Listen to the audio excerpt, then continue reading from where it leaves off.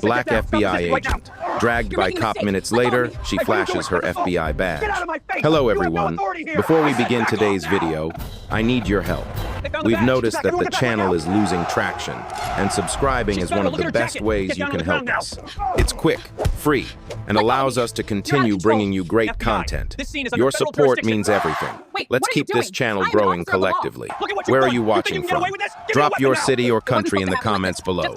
Thank you very much. Now, let's get back to the story. Stop resisting. Quote, the words ripped through the evening like a siren. The cop's hand was already in her hair before anyone could blink. Fingers locked, he yanked hard, dragging the black woman down to the concrete. Her knees hit first, then her palms, then her cheek. Phones came up before she could even catch her breath. They were on a quiet downtown sidewalk at 7:42 p.m., just outside a row of glass front shops that were closing for the night. Neon open signs flickered to closed. The sky was that deep blue just before it turns black. Cars passed. People glanced over. And then the whole street narrowed to one scene. A white officer in a dark navy uniform and a black woman in a simple gray hoodie and jeans, forced to her knees by a fist twisted in her curls. "Get your hands off her!" a woman shouted from somewhere near the curb. He didn't look up. His voice was loud, rehearsed, made for body cams and reports. "Put your hands behind your back. You're interfering with an investigation." She wasn't moving, not fighting, not flailing, just breathing, slow, controlled. Her name was Imani Rhodes, 28 years old, plain clothes, no visible badge, no visible weapon.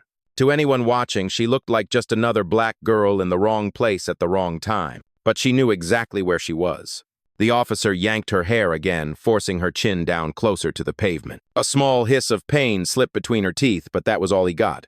No scream, no plea, no chaos. "Sir, she wasn't doing anything," a teenage boy yelled, his voice cracking as he held his phone high. "I got it all on video, bro, all of it." A second voice came from near the crosswalk. Hey, you can't just drag her like that." Traffic slowed. Someone honked. Not at the cars, but at the injustice bleeding into the center of the street. A couple pushing a stroller stopped dead. A man in a suit stepped out of a rideshare, phone already raised, red recording dot glowing like a tiny accusation. Imani's cheek was pressed so hard against the sidewalk she could feel the grit of old gum and oil under her skin. The concrete was cold. His grip was hot. "Last warning," he barked. "Hands behind your back or I will escalate force." Her fingers curled, not in fear but in restraint. She could feel her training like a second spine. Count your breaths. Watch the hands. Track the angle. Listen to the words. She exhaled once, then spoke. Her voice didn't match the scene. It was low, precise, almost eerily calm. "You're making a mistake," Imani said. "No shaking. No shouting. Just that." The officer scoffed, tightening his grip, knuckles whitening in her hair. "Yeah, that's what they all say." Behind them, a small circle had formed, half fear, half fury. The woman with the stroller held her child closer and whispered, "Don't look away, baby. This is why we talk about this." A man in a delivery uniform stepped closer to the edge of the scene. "Yo, man, she's not resisting," he said carefully, hands raised, palms open, showing he wasn't a threat. "You don't gotta pull her like that." The officer cut his eyes over just long enough to spit out a phrase he'd used 100 times. "Back up or you're next. This is a lawful detainment." It wasn't just the words. It was the certainty, the assumption that no one here mattered enough to challenge him. Imani's bag lay a few feet away, flung from her shoulder when he'd first grabbed her. It had spilled open on the concrete. A slim black leather wallet had slid out, snapped shut. Next to it, a dark metal clip with a worn edge, the kind that usually held something important. Nobody had seen it clearly yet. Not him, not the crowd. Just a glint, a hint, a question. And in the middle of all that noise, let me ask you this. Before we continue, where are you watching from? Drop your city or country in the comments below. And if you believe in dignity and justice, hit like and subscribe. These stories spark change. And we're glad you're here. Now, back to Imani. The teenage boy filming stepped off the curb, just 1 inch closer. "Ma'am, you okay?" he called, voice shaky. Imani didn't answer him. Her eyes were on the ground, but her mind was miles ahead, counting exits, angles, witnesses, sight lines. She heard his voice, the officer's breathing, the distant wail of another siren blocks away. She cataloged it all automatically. Years of training didn't turn off just because she was out of uniform. The officer shifted his stance, planting a knee between her shoulder blades like he was posing for a manual. "You match the description," he announced loudly, projecting to the phones now. "Suspicious behavior near a secured building. Refused to comply when questioned." "That's a lie," someone snapped. "It came from a woman in scrubs still wearing her hospital badge. I saw her. She was just standing there on the phone." Her words hit the air and hung there, heavy and useless. The officer didn't even turn his head. Imani's lips parted slightly. Her jaw tensed. She could feel the old anger flicker in her chest, that familiar burn that started when she was much younger. But she swallowed it down. "Not here, not yet." Instead, she spoke again, quieter this time, but with a steel that cut through the sirens and the muttering crowd. "I said," Imani repeated, "you're making a mistake." He laughed under his breath. "You don't get to tell me what I'm making." But his laugh was thinner now, because something was shifting. He could feel it. The man in the suit knelt just enough to see her face past the officer's arm. "She's not even moving," he said, more to the crowd than to the cop. "You seeing this? She's on her knees and he's still pulling her hair." "Keep recording," someone answered. "All of you, keep those cameras up." Screens glowed like small, angry moons around the scene. Imani listened to every word. Witnesses, angles, coverage, good. She needed that. Not for her safety, she knew firsthand that cameras weren't always enough to stop a bullet or a baton. But for the record, for the report that would be written later, probably without her side in it if she let this go. The officer tugged her hair one more time, sharp, punishing. "I said hands behind your—" "I heard you," she cut in.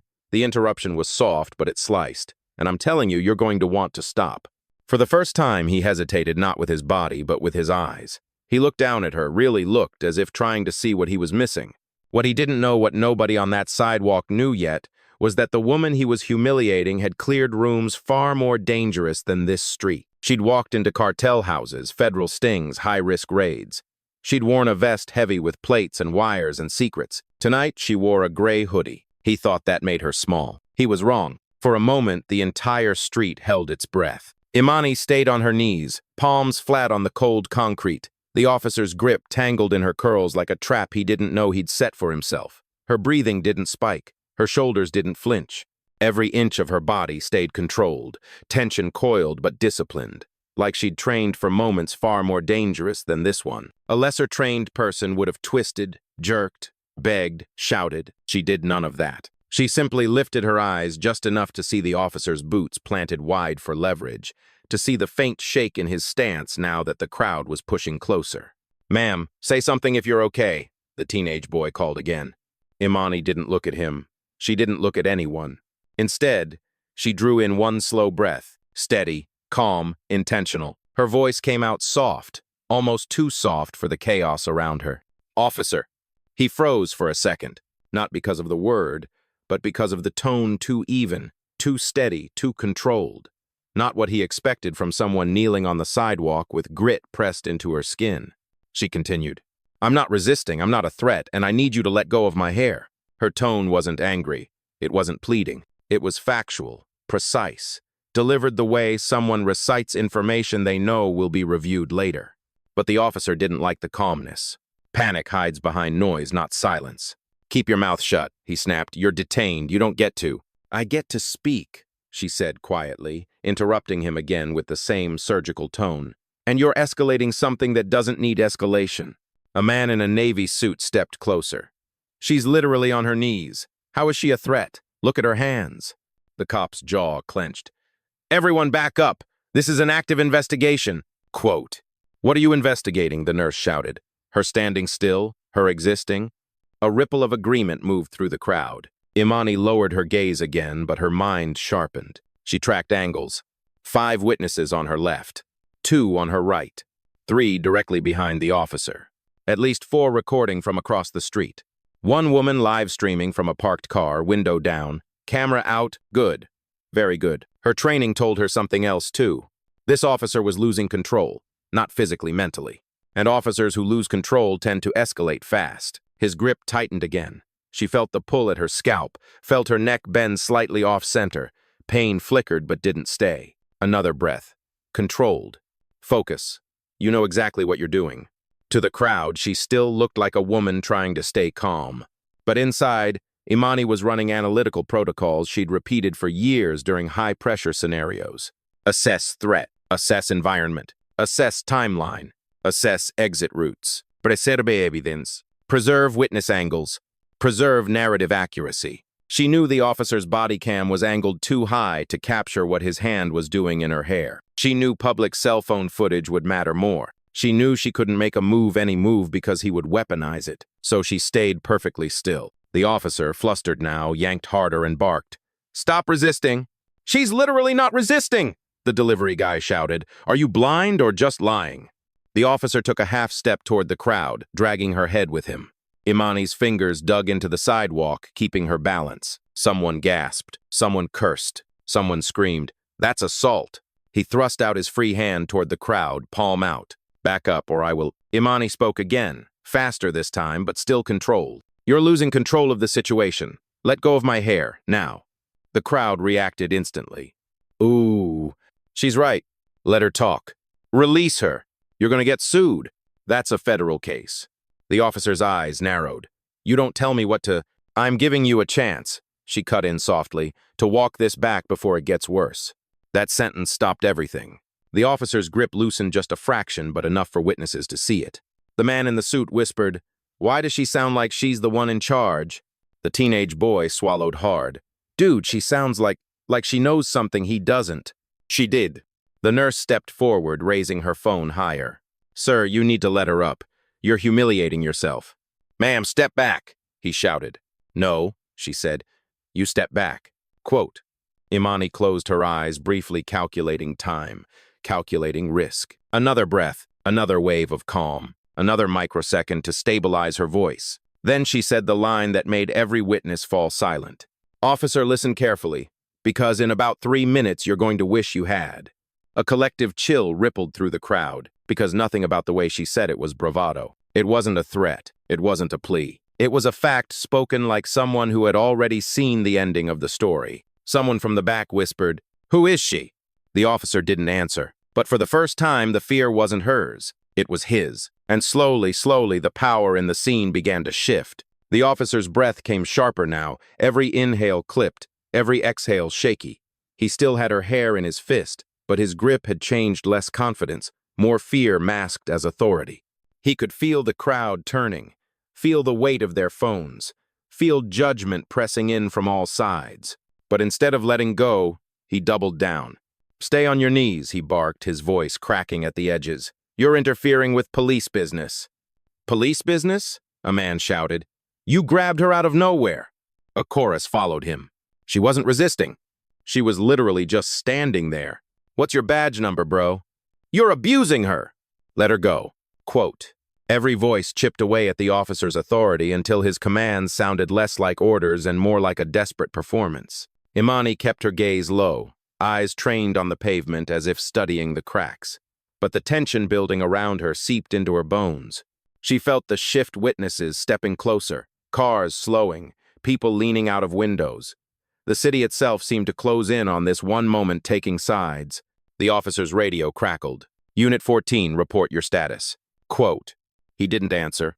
Instead, he jerked her hair again, as if punishing her for the crowd's disobedience. Pain spiked along her scalp, sharp enough to make her jaw clench. A younger woman near the storefront gasped, "Oh my God, he's still pulling her." "Stop," another voice snapped. "She's not resisting, you're assaulting her." Imani inhaled through her nose, slow, steady. Her mind flashed briefly to the training room concrete floors, mats worn thin, instructors shouting commands while she learned to restrain her instincts. She remembered hearing, "Control your breath, control your voice, control the room." And right now the room was the street. She exhaled. The officer leaned down, lips close to her ear. "Keep running your mouth," he hissed, "and I'll—" "You'll what?" she asked softly. He stiffened, not at her question, but at her tone, too steady, too prepared. Before he could answer, the nurse in scrubs cut in again. "Sir, release her. This is excessive force. I'm a medical professional, I'm telling you. You're going to injure her." "Back up," he snapped. "No," she said. "I'm not scared of you." A wave rippled through the crowd. People stepped closer, phones angled upward. Live stream comments pinged in real time. "What's happening?" He grabbed her hair. "This is insane." Quote. "She's too calm. Who is she?" The officer swallowed hard. Hefältit. Control slipping. Narrative shifting. Eyes on him, not her. Imani stayed perfectly still. Her silence wasn't surrender, it was strategy. She knew crowds. She knew tension. She knew how panic could ignite like gasoline. And she needed him to burn from his own decisions, not from anything she did. Finally, she lifted her head just enough for her voice to carry. Officer, you need to release me. Right now. Kund. He stared at her, searching her face for fear, for hesitation, anything that validated his control. He found none. Instead, he found something else. A steadiness that didn't make sense. A composure he couldn't interpret. A confidence that didn't match someone being publicly humiliated on a sidewalk. Why are you so calm? He muttered. Her answer was simple. Because I know what comes next. The words sent another ripple through the crowd. The man in the suit whispered, Bro, she's not scared. That's what's freaking me out. A teenage girl filming from across the street said, No normal person talks like that. She's got to be somebody. The delivery guy stepped from the curb, raising his voice. Officer, we're all witnesses. She's not resisting. She hasn't moved. You're the only one escalating. Step back, the officer snapped. You step back, the delivery guy shot back. You're out of pocket, man. Quote. More agreement. Exactly. You're in the wrong. Let her go. We're not leaving. We see everything. For the first time, the officer's hand twitched, not out of aggression but uncertainty. And that uncertainty was gasoline in the air. Imani felt it. He was cracking, but she couldn't let him spiral into something dangerous. She needed control not just of herself, but of him. So she shifted her voice, lowering it to a tone she'd used in interrogation rooms, during standoffs, and in moments when adrenaline had to bow to authority. Officer. He looked down at her. You need to listen to me very carefully. He blinked, confused, unnerved. If you continue making contact with me, the incident report will reflect your choices, not mine. He froze. Because no civilian talks like that. Not with that cadence. Not with that precision. Not with that legal foresight. A woman whispered behind a phone, She sounds like law enforcement. The officer swallowed again. Don't try to intimidate me, he snapped, but the snap wasn't sharp anymore, it wavered. Imani locked her spine. I'm not intimidating you, she said. I'm informing you. A man across the street murmured, Oh, he's screwed. The girl live streaming whispered, This feels like the calm before something huge. A shift in the officer's posture confirmed it.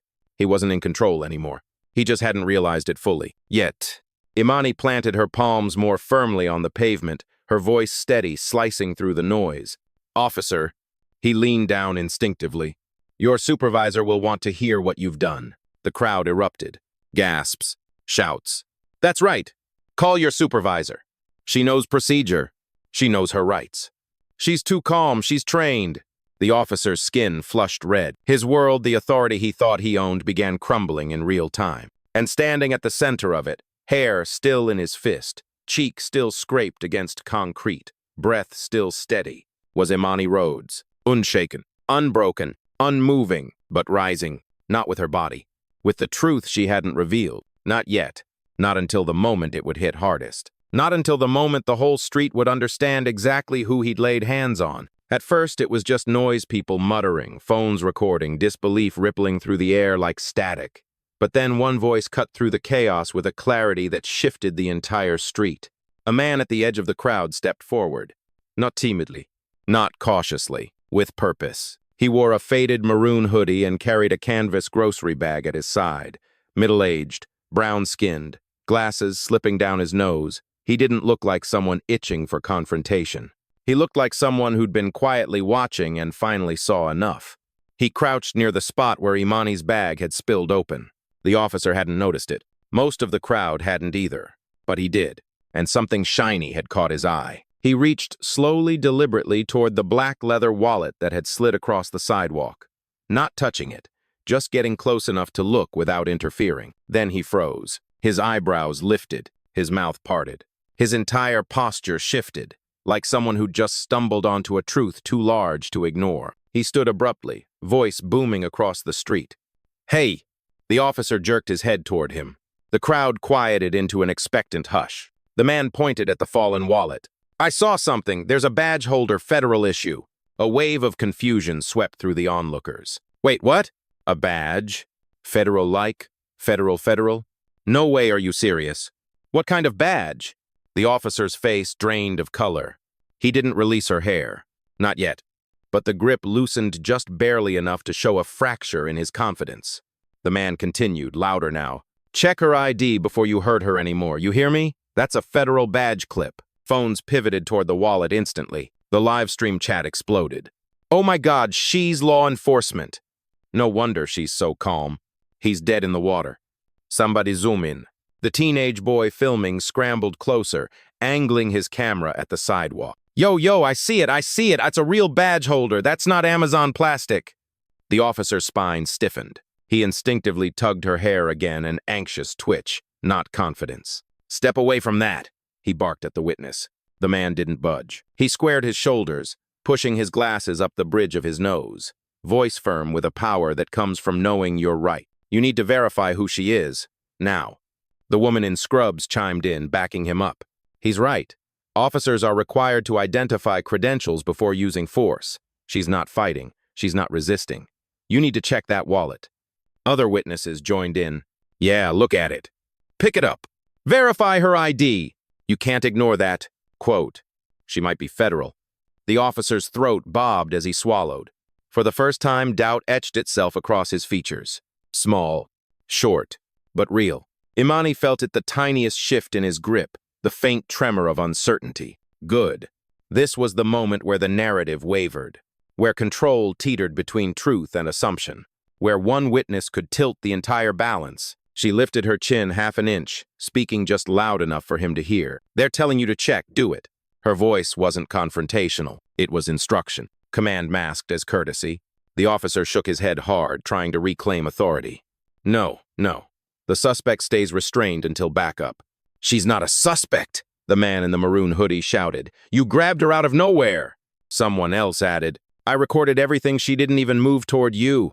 A woman near the bus stop yelled, if that badge is real, you're done, man. Quote. The officer's jaw clenched. Sweat dotted the edge of his hairline. His radio crackled again, more insistent this time. Unit 14, status check. Respond.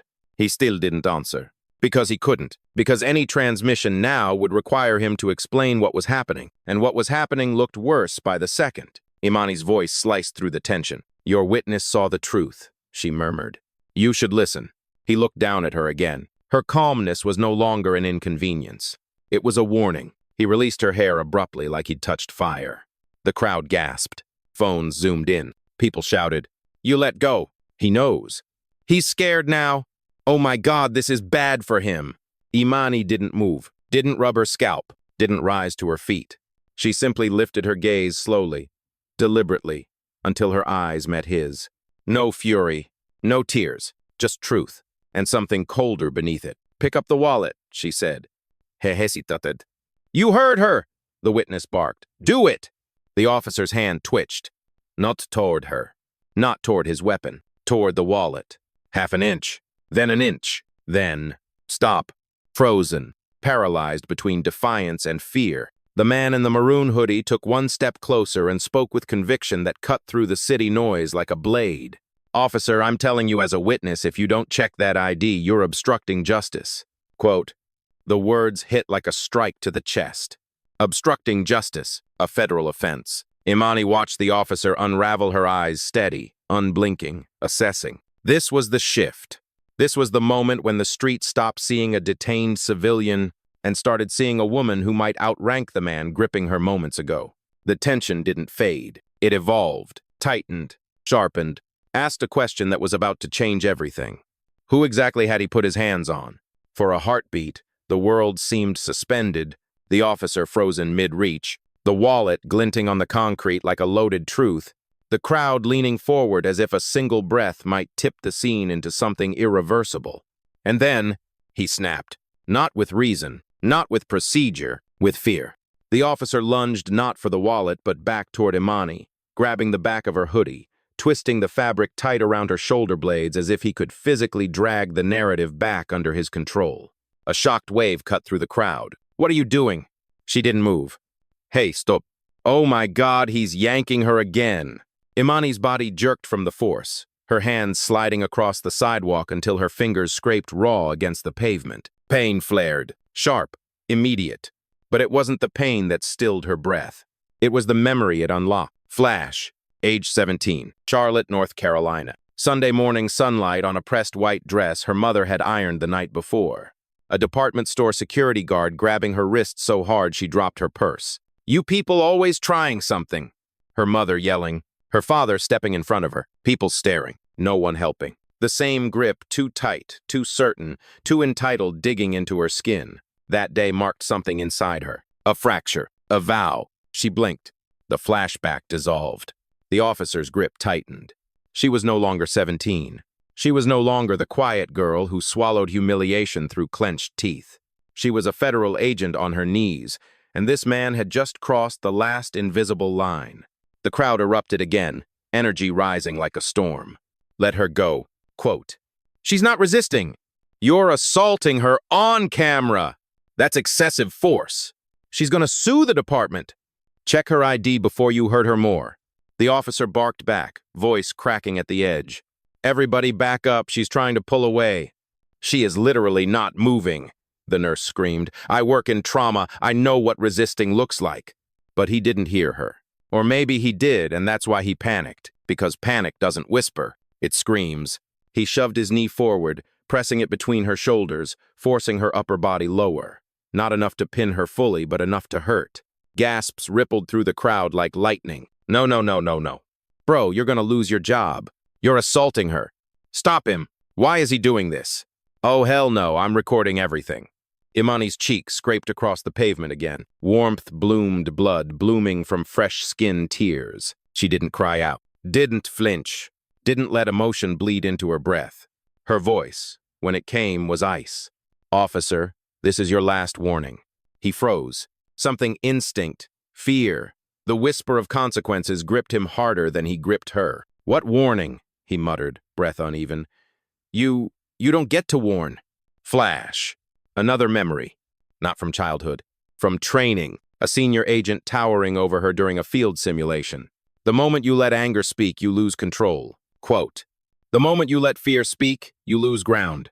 But the moment you speak the truth, everyone listens." She inhaled slowly, her ribs expanding with a calm so practiced it seemed supernatural. Then she said the sentence that made the air itself tighten.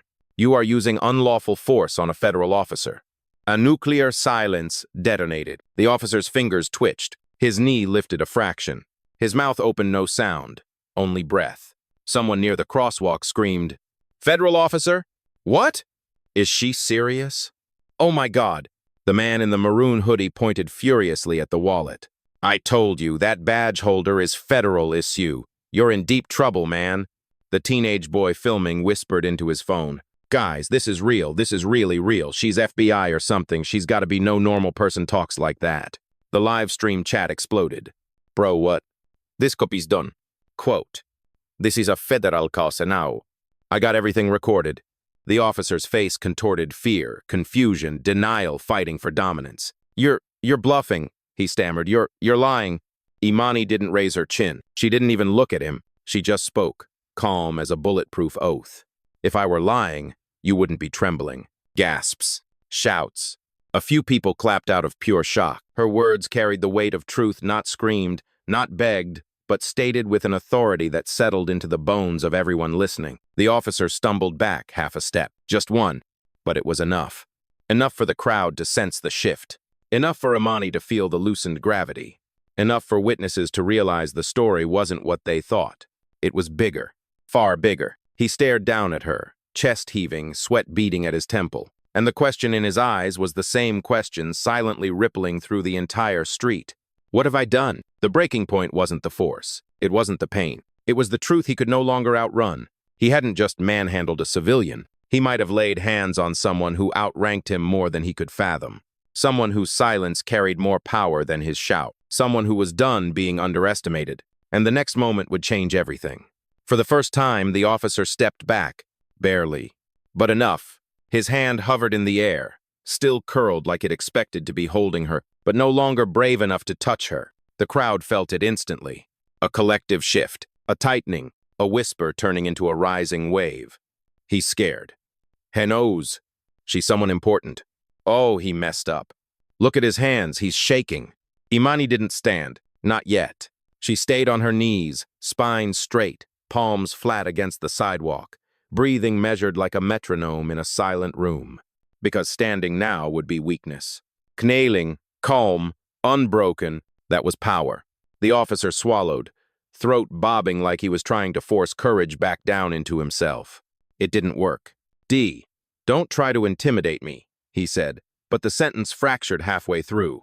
Imani finally moved, not her legs, not her torso, just her hand. Slowly, steadily, purposefully. She brought one palm off the pavement and lifted it into the air, not toward him, not in surrender, but in a deliberate gesture of command. A gesture that law enforcement recognized instinctively, even if they didn't want to admit it.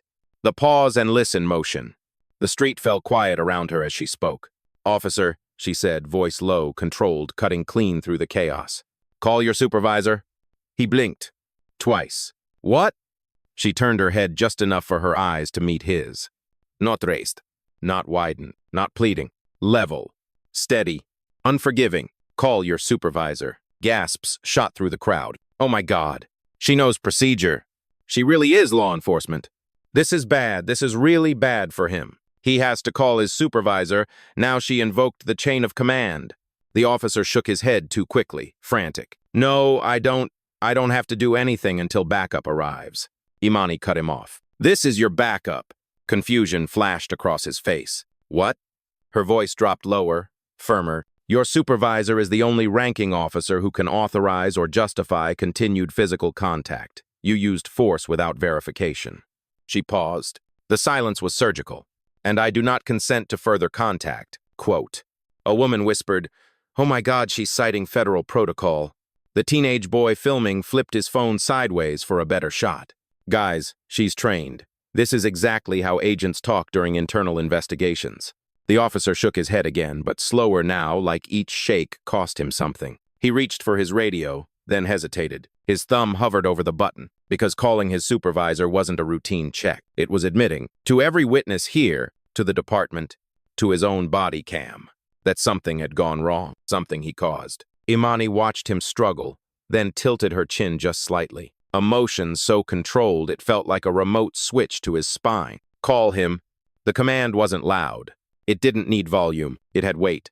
A weight that settled on every witness and crushed every excuse he had left. He clicked the radio. His voice cracked. "Unit 14 requesting a supervisor assistance at my location." The crowd erupted. "Hedit." She made him call. "Oh, he's done. She's someone big. I've never seen that before." She outranked him with words. Imani felt the power shift. Quiet, clean, seamless. She lowered her raised hand and placed it back on the pavement, grounding herself, commanding the scene without lifting a single inch off the ground. The officer kept talking into the radio, but his voice trembled. "Requesting immediate assistance. Potential ID conflict." ID conflict. The crowd ate it up. What the hell is an ID conflict? Means he messed with someone he shouldn't have messed with. Nah, this is crazy. She's CIA or FBI or something. I knew it. I knew by the way she talked. The officer ended the call but didn't move. Imani did. She shifted, slowly, deliberately, not rising, not resisting, just turning her head enough for the entire crowd to hear her next words. "Thank you for making the call." The officer's jaw tightened. "You're still detained," he muttered. Imani blinked once, just once. A blink sharp enough to slice his confidence. "No," she corrected. "I'm controlled, not detained." What's the difference?" he stammered. She looked at him with a calm that made the back of his neck prickle. Detainment requires a lawful basis. A beat. Control requires fear. Gasps. Shouts. Someone whispered. She's dismantling him with straight facts. The officer took a step back. The first full step backward since the incident began. Imani placed both palms on the pavement, preparing to rise, but not yet. Not until it mattered. Not until the moment would echo. Not until the supervisor arrived, because that was the moment where everything would turn. The street, the witnesses, the cameras, the officer himself, all pivoting around the truth she had held like a blade behind her calm. He had laid hands on a federal agent, and she was about to reveal it in a way he would never forget. The street fell into a silence so sharp it felt like the world had inhaled and forgotten how to exhale. Sirens murmured in the distance close, but not close enough yet. The officer stood frozen, radio still in his hand, eyes darting between Imani and the spilled wallet like he'd finally realized he'd stepped into a hole deeper than training could pull him out of. Imani shifted her weight, slowly, purposefully. She rose from her knees, not fast, not aggressively, but with the controlled precision of someone who had spent years being taught how to stand under pressure. Her movements were fluid, deliberate, like gravity itself made space for her. The crowd reacted instantly. Oh my God, she's getting up. She's not even scared. Look how she moves. That's law enforcement posture. The officer jerked a step back as she stood to her full height, not because she threatened him, because she didn't. Her calm was louder than violence, her silence more commanding than a shout. Imani dusted the grit from her palms, rubbing the raw skin where concrete had scraped her. She brushed her hoodie straight, ignoring the pain on her cheek, ignoring the dried blood along her jawline. She rolled her shoulders once, centering herself. Then she turned her head toward her fallen wallet. Her eyes narrowed not in anger, but in resolve. The officer instinctively stepped forward. Don't move. I didn't tell you to. Imani raised one finger. Not pointed at him, not threatening, just lifted. A single gesture that shut him down like a switch. The crowd went dead silent. Even he knew what that motion meant. He'd seen it before. In briefings, in trainings, in federal coordination meetings. It was the gesture of someone who outranked him. Imani walked slowly, each footstep echoing on the sidewalk to her scattered belongings. The teenage boy filming whispered into his phone. She's walking like she owns the entire scene. The man in the maroon hoodie murmured, just watch, she's about to flip this whole thing. Quote. Imani crouched, knees bending smoothly, and picked up the black leather wallet. She didn't open it right away. She held it in her palm, thumb resting along the edge, like someone weighing a verdict. The officer tensed. Hey, don't reach into that. She didn't even look at him as she answered. If I wanted to hurt you, officer, you would have known long before now. A ripple spread through the crowd, gasps, murmurs, a low electric hum. She stood again. Calm, straight, centered. Then she flicked open the wallet. A metallic glint flashed under the streetlights, sharp, silver, unmistakable. It caught the officer's eye first, then the crowd's, then the world's. Inside the wallet, framed by black leather and authority, was a badge so clean, so polished, it reflected the officer's fear back at him. A federal badge. Gold. Heavy. Undeniable. The crowd erupted. Oh my God. She's faux. You know it. I told you. Bro, he's done. He's done. Quote. The nurse covered her mouth. The teenage girl live streaming screamed. The man in the hoodie threw his hands up in vindication. The officer staggered backward, hand fumbling toward his belt like he wasn't sure whether to reach for his radio, his taser, or thin air. His voice cracked. No, that can't be real. Imani's gaze lifted to meet his. Her eyes were calm, too calm.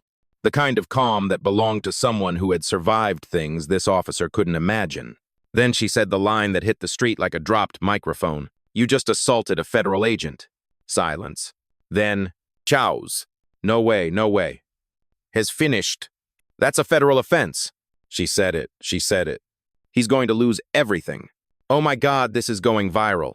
The officer's face drained so fast, it looked like his blood fled his skin. He stumbled a step back, then another. His fingers twitched uncontrollably, like his body couldn't decide whether to freeze or run. Imani continued quiet, steady, surgical. I asked you, I warned you, I told you to stop. She took one step toward him. He backed up like she was walking on fire. Her voice lowered, words slicing the air. You ignored procedure, you ignored witnesses, you ignored basic law. Another step. He tripped over his own heel. And now, she lifted the badge slightly, letting the streetlights shimmer across its surface. You're going to answer for it. Phones zoomed in. Live stream chats exploded. A woman shouted from across the street. Girl, read him his rights.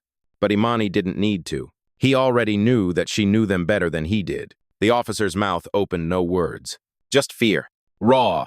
Undeniable. Earned. Imani lowered the badge to her side. Not hidden. Not flaunted. Just present. A truth he could no longer outrun. Supervisor's 2 minutes out, she said quietly. Stand right where you are. The irony pierced the street. The command he'd tried to force on her now returned with precision, legitimacy, and ranking authority. He obeyed. Not because she yelled, not because she threatened, because in that moment, he finally understood. He had never been the one in control. She had.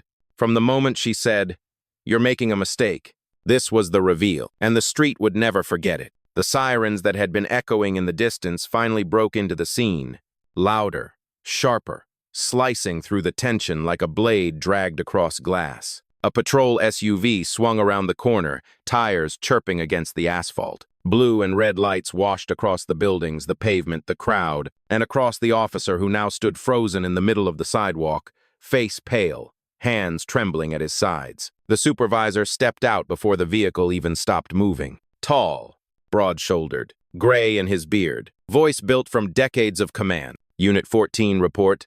He didn't finish the sentence. His eyes landed on Imani, standing, steady, badge glinting in her hand. Then his eyes dropped to the officer, hair disheveled, uniform creased, sweat beading at his hairline, hands visibly shaking. Then the supervisor spotted the spilled items on the pavement, the wallet, the badge holder clip, the scraped concrete where Imani's cheek had been pressed minutes earlier. His expression changed. Not gradually, instantly. A cold, thunderous realization carved itself across his face. He stepped forward. "Ma'am, are you—" Imani lifted the badge toward him. Not high, not dramatic, just enough. His breath caught. "Agent Rhodes," she said softly. A few people in the crowd gasped loud enough to echo. "Agent? Oh my God, Imani Rhodes. Bro, she's real FBI." "No way, that's her?" Imani didn't turn to the crowd. Her gaze stayed on the supervisor. "Your officer," she said, voice smooth as steel, "used force on me without cause. He ignored witness warnings. He escalated without verification. He pulled my hair. He pinned me to the pavement. And when instructed to stop, he refused." Each sentence landed with the weight of a hammer. Measured, precise, documented. The officer staggered forward, desperate. "Sir, please, she's twisting this. She resisted." The supervisor held up one commanding hand. "Stop talking." The officer froze mid-breath. "Sir," I said stop. His voice was a growl, low, lethal, and it shut the officer down instantly. The supervisor turned back to Imani, his posture straightening like he was standing before a superior. "Agent, I deeply apologize for—" "Save it," she said. "Handle him." The supervisor nodded once. Then he stepped toward the officer with the precision of a man who had done this before, but not often. Because officers aren't usually taken down by their own. Not in public, not like this, not with everyone watching. "Officer Hale," the supervisor said, voice booming across the street, "drop your weapon and step back." The officer's face collapsed. "Yes, sir, wait, please." Now. The command cracked through the air like lightning. Phones angled closer. People held their breath. Livestream chats exploded. "Oh God, it's happening." "Hezabat Tolosa his whole career," she ended him. Officer Hale reached for his holster, fingers trembling so hard he nearly dropped the gun. He placed it on the hood of the SUV. His radio followed, then his taser, then his baton. The crowd shouted, "That's right. Disarm him. Accountability." Imani did that? The supervisor stepped closer. "Hala, turn around. Hands behind your back." The officer nearly collapsed where he stood. His voice cracked into a plea. "Please, sir. I didn't know. She didn't say she looked suspicious. She... The supervisor's voice cut him open. "You put your hands on a federal agent." I didn't know she was..." "That's the problem," the supervisor snapped. "You didn't know, and you didn't care." A low, electric murmur spread through the crowd. "Yes, sir." "Tell him again." He needed to hear that. Quote, Imani's calm is next level. Imani stood still, hands folded behind her back, expression unreadable. She wasn't there for revenge. She wasn't there for spectacle. She was there for truth, and it was unfolding exactly as truth does. Slow at first, then instantly, and all at once. The supervisor continued, his voice booming for the department cameras now recording. "Officer Hale, you are relieved of duty effective immediately. Your actions will be reviewed by Internal Affairs, Federal Liaison, and Civil Review Board. You will surrender your badge and service weapon pending investigation." The final sentence dropped like a stone into a still pond. "Place your hands behind your back." The officer's knees buckled. "Sir, please, this will ruin me." "It's already done." The supervisor pulled out cuffs. Not for Imani. For him. The crowd exploded in shouts, cheers, disbelief. "No way. Has really getting cuffed. On camera? This is justice. You did this, Imani." Imani didn't smile, didn't gloat, didn't even blink. She simply said, "He shouldn't have put his hands in my hair." The supervisor turned toward her, eyes heavy with respect and regret. "Agent Rhodes, do you require medical assistance?" "No," she said calmly. "Do you want to file your statement now?" "Yes," she answered, folding her arms. "I want everything recorded." Her voice lowered, soft, powerful. He thought he could control the narrative. A beat. But the truth controls itself. The supervisor nodded, eyes down. Officer Hale stared at her from behind the cuffs, face streaked with humiliation, breath shallow with regret. Imani looked at him with the same steady calm that had carried her through the entire encounter. Not angry, not vengeful. Just resolute, the type of calm that ruins men who expect chaos, the type of calm that ends careers, the type of calm only someone who has power, real power, ever learns to hold. The flashing lights softened into a pulsing glow against the sidewalk, washing the scene in a rhythm that felt almost ceremonial.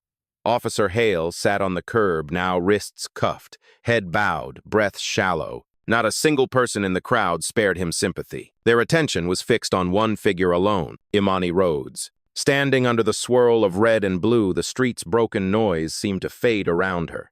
She wasn't yelling.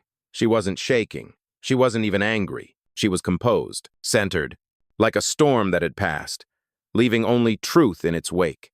The supervisor stood nearby, giving her space, but watching her with a reverence reserved for those who had just given a masterclass in control. Officers arriving on scene whispered her name, eyes widening in recognition, posture straightening unconsciously. "Is that?" "Yes, Agent Rhodes." "Oh, hell. He laid hands on her?" "He's done. Absolutely done." The crowd had grown larger, spilling into the street. People leaned out of car windows, some still live streaming, some frozen in awe. A woman whispered to her friend, "I've never seen anything like this." Her friend nodded, eyes damp. She didn't have to scream. She didn't have to fight. She just stood. A young girl, maybe 12, stepped closer to her mother and whispered, "Mom, she looks like a superhero." The mother squeezed her shoulder. "No, baby. She looks like a woman who knows her worth." Imani stood with her hands clasped behind her back, chin lifted just slightly.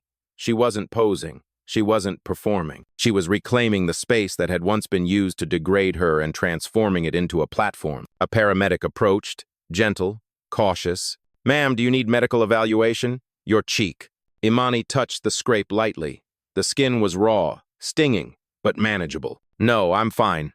"You sure?" She nodded. "I've had worse."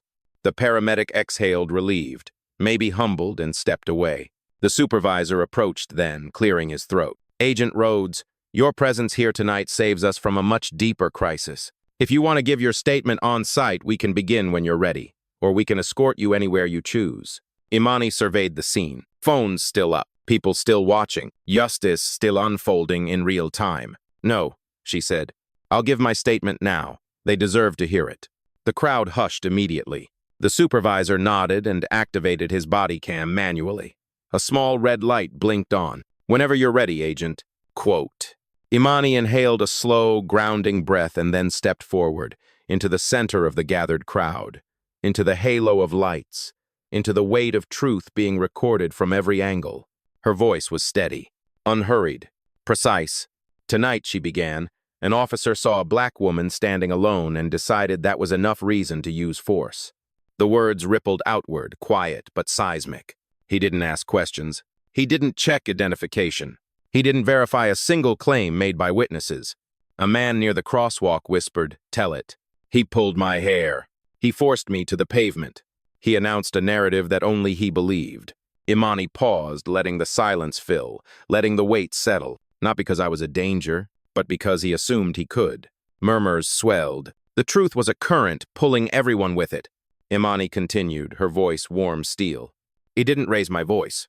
He didn't fight back. I didn't escalate." She lifted her chin slightly. I waited, because the truth always arrives. The supervisor's jaw tightened. The crowd leaned closer. Officer Hale looked like he wanted to disappear into the pavement. Imani held up her badge, letting it catch the light one last time. "This badge doesn't protect me from bias." A beat. "My composure does." Gasps. Shouts of agreement. Someone whispered, "God, that's powerful." Imani lowered the badge. Her eyes were calm, her shoulders relaxed. Her voice soft but resonant. He mistook my silence for weakness. A beat. But silence is where strength grows.